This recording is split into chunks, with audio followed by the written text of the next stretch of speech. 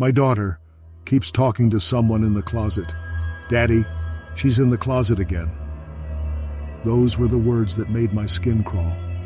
It was past midnight, and my 6-year-old daughter, Emily, was standing at the foot of my bed, her face pale, her eyes wide and wet. "What do you mean, honey?" I asked, sitting up slowly.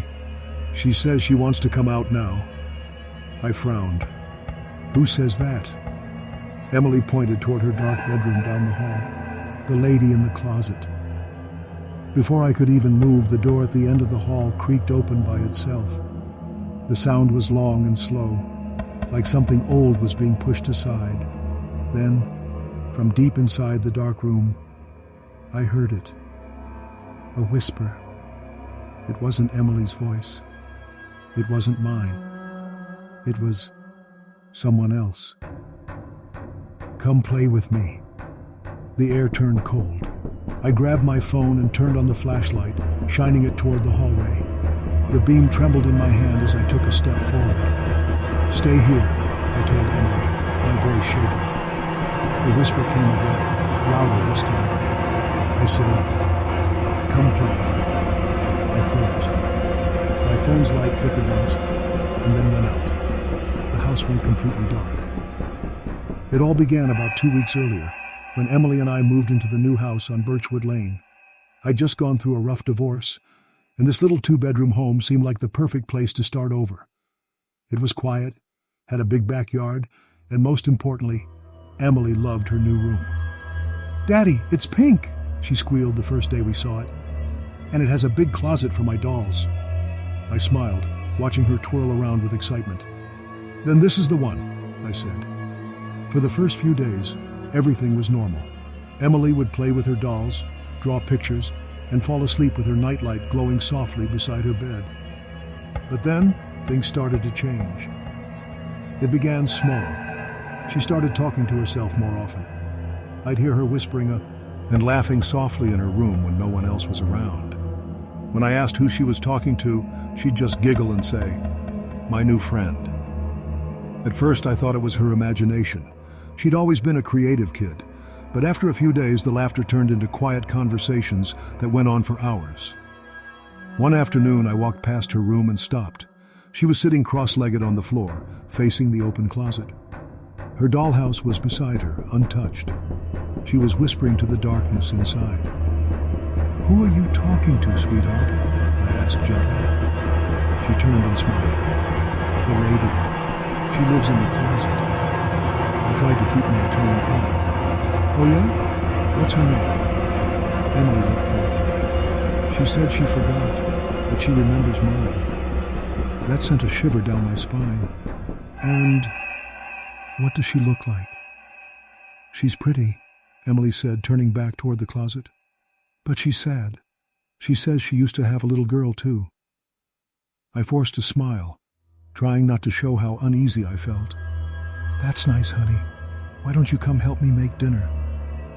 She nodded, but before she left the room, she whispered something toward the closet. I couldn't hear the words, but I could swear I saw movement, just a tiny flicker, in the dark space behind her. That night, when I tucked her into bed, she looked up at me and asked, "Daddy, can she come out and play tomorrow?"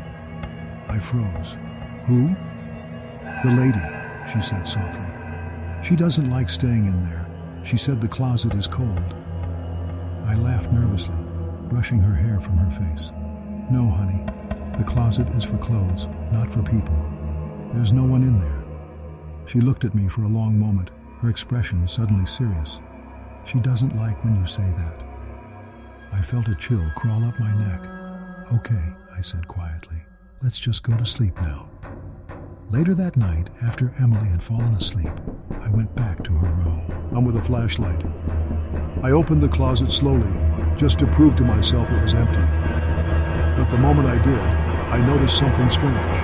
All of Emily's dolls were lined up inside the closet, in a perfect circle, and right in the center of that circle was a small, old-fashioned locket. I picked it up carefully. Inside was a tiny picture of a woman holding a baby. The image was faded, but the woman's eyes looked hauntingly real. As I stood there staring, the light flickered. And from somewhere deep in the closet, A faint voice whispered, almost sweetly, "Thank you for letting me out." The flashlight went out, and something cold brushed against my hand. I stumbled back from the closet, my heart thudding so loud I could hear it echo in my ears. The flashlight rolled across the floor, its weak beam cutting through the darkness just enough for me to see the closet door slowly closing by itself, creaking inch by inch until it clicked shut. I wanted to tell myself it was just my imagination, that my tired eyes and the stress from the move were making me see things. But when I turned toward Emily's bed, I froze. She was sitting up. Her eyes were open, but she wasn't looking at me. She was staring at the closet. "She's out now," Emily whispered. "You let her out, Daddy." I felt my mouth go dry. "Emily, what do you mean I let her out?" "She said thank you," she said softly, her voice trembling. "She's happy now." I couldn't move. I just stood there, watching as Emily slowly lay back down, still facing the closet, still smiling faintly in the dim light of her nightstand lamp. Within moments, she was asleep again, as if nothing had happened. I picked up the flashlight and backed out of the room, shutting the door gently behind me. That night, I barely slept. Every time I closed my eyes, I kept hearing that whisper, "Thank you for letting me out." The next morning, Emily was her usual cheerful self, laughing, humming, eating pancakes like any normal kid. I tried to act normal too, but my mind was racing. Maybe the locket belonged to the previous owners. Maybe the voice I heard was just the wind. I told myself I'd throw the thing away and forget it ever existed. After breakfast, I went back to her room, grabbed the locket, and dropped it into the trash can outside. Then I locked the closet door, just in case. Everything was quiet for the rest of the day. For the first time since moving in, I felt a little better. That night, though, everything changed again. Around 2:30 a.m., I woke to the sound of laughter. Not Emily's usual laugh. This was softer, older, and came from her room. I rushed down the hallway, my chest tight. When I opened the door, Emily was sitting on her bed, facing the closet. The door I had locked earlier was now wide open. The air in the room was freezing. "Emily," I said, rushing to her, "what are you doing up?" She turned to me and smiled. "We were playing hide and seek." I looked around. "Who's we?" "The lady," she said. "She found me this time." I tried to stay calm. "Honey, there's no lady here." Emily frowned. "Yes, there is. She said she likes when you don't believe in her." Before I could respond, something creaked behind me. I turned toward the closet. The light inside flickered once. Then I saw it. A shadow, long, thin, moving slowly along the wall inside the closet, even though there was nothing that could cast it. I froze in place. The air felt heavy, thick, like breathing through water. Then the smell hit. Damp wood and something old, something like rust. Emily giggled quietly behind me. She said, "You're funny when you're scared." "Emily, stop," I said sharply, my voice shaking. "Go to bed." She just smiled and turned back toward the closet. "Good night, Mommy," she whispered. "Mommy." I stopped cold. "What did you just say?" "She told me to call her that," Emily said sweetly. "She said she misses being called that." A chill ran straight through me. "Emily, you're going to sleep in my room tonight," I said, grabbing her hand. As we walked out, I turned off the light and glanced back one last time. The closet door was closing again, slow, creaking, deliberate. But just before it shut completely, I saw a pale hand resting on the edge of the door. Long fingers, gray skin, nails that looked almost too sharp. I slammed the door and carried Emily down the hall. The next day I called a local repairman to remove the closet door entirely. When he arrived, I told him the door was stuck and that it creeped me out. He laughed and said, "Closets in these old houses always have stories." While he worked, Emily sat on the floor watching him. She didn't say a word, but her eyes never left the closet. After a while, the man paused and frowned. "That's strange," he muttered. "What is?" I asked. He pointed to the inside of the closet wall. "There's another door behind this panel. Looks like it was sealed up years ago." My stomach twisted. "Another door?" He nodded, tapping on the wood. "Yeah, sounds hollow. You want me to open it?" I hesitated, but before I could answer, Emily spoke softly. "She says it's okay. She wants you to." The man laughed awkwardly. "Creepy kid," he said, pulling his screwdriver. I felt my pulse quicken. "Wait." He pried the panel loose. Behind it was a small wooden door, old and splintered. A rusty key still hung from the lock. The moment he touched it, the temperature in the room dropped. The lights flickered, and from behind that little door came a soft, rhythmic knocking. Knock, knock, knock. Emily smiled. "She's awake now." The knocking didn't stop. It grew louder, faster, until it sounded like someone, or something, was pounding from the other side of that small wooden door. The repairman dropped his screwdriver.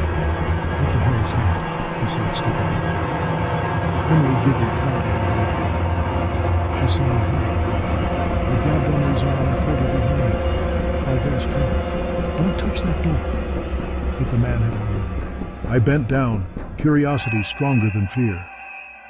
"Maybe it's an animal trapped inside," he said, twisting the old key. The key turned with a long, groaning click. The door creaked open just an inch, just enough for a gush of freezing air to rush out. The smell was worse this time. Mold, dust, and something foul, like rotting flowers.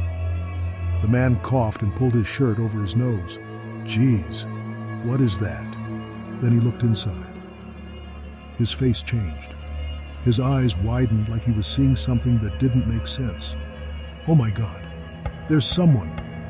Before he could finish, something yanked him forward, hard. His body hit the little door frame, and he screamed as he was pulled inside, vanishing into the darkness. I ran forward, but the door slammed shut in my face so hard it rattled the walls. "Help! Please!" I shouted, pounding on the wood. But there was no answer. Then I heard it. His voice, muffled, fading. "No! No! Let me out! Please! Let me!" Silence. Then, slowly, the knocking started again. Knock, knock, knock. I backed away, holding Emily tight. "We're leaving," I whispered. "Right now." But Emily didn't move. She was staring at the door, her expression blank. "She doesn't want us to go," she said softly. I grabbed her by the shoulders. "Emily, listen to me. Whatever that thing is, it's not your friend. We have to—" The lights flickered, and every door in the hallway slammed shut at once. The sound was deafening. Emily started to cry, covering her ears. "She's mad! You made her mad!" "Emily, run!" I shouted, dragging her toward the hallway. But before we could reach the door, the closet door swung open on its own. Now just an empty frame, leading to the wall with that hidden door. And from inside, a hand reached out. The same pale, gray hand with long, sharp nails. It pressed against the floor. Then another hand followed. Slowly, a woman began crawling out. And ghostly, her hair hanging like black threads over her face. Her clothes were torn, old-fashioned, soaked as if she had climbed out of water. Her eyes were sunken, but when she looked up, I saw her mouth twist into a trembling smile. "Thank you," she whispered, in a voice that didn't sound human. "You opened the door again." Emily screamed and hid behind me. The woman tilted her head, staring at her. "You called me Mommy," she said softly. "Don't you remember?" I stepped in front of Emily. "Stay away from her." The woman's smile faded. Her eyes darkened until they were nothing but black hollows. "You shouldn't have thrown it away," she hissed. "The locket was mine." Then she lunged. I slammed the door shut, grabbed Emily, and ran. Down the hall, down the stairs, through the front door. We didn't stop until we reached the car. I fumbled with the keys, shaking so hard I could barely fit them in the ignition. When the engine finally started, I hit the gas and drove. We didn't go back. Not that night, not ever. Weeks later, I returned with a police officer. They said they had to investigate the missing repairman. The house was colder than I remembered. Everything looked the same except Emily's room. The small wooden door was gone. It was just a solid wall now, smooth and painted over. The officer shrugged. "You sure this is the room?" I nodded weakly. "Yes, that's it." He tapped the wall. "Seems fine to me." But as we turned to leave, something caught my eye. The trash can near the corner, the one where I had thrown the locket, was on its side. And sitting right there on the floor was the locket. Clean, polished, open. Inside it was a tiny picture of a woman holding a baby. The baby looked just like Emily. Before I could react, I heard it again. 3 faint knocks from inside the wall. Knock, knock, knock. The officer frowned. "You hear that?" I didn't answer. I just backed away slowly. Then softly from somewhere deep inside the closet, a familiar voice whispered, "Play with me again, Emily." And this time, the voice laughed.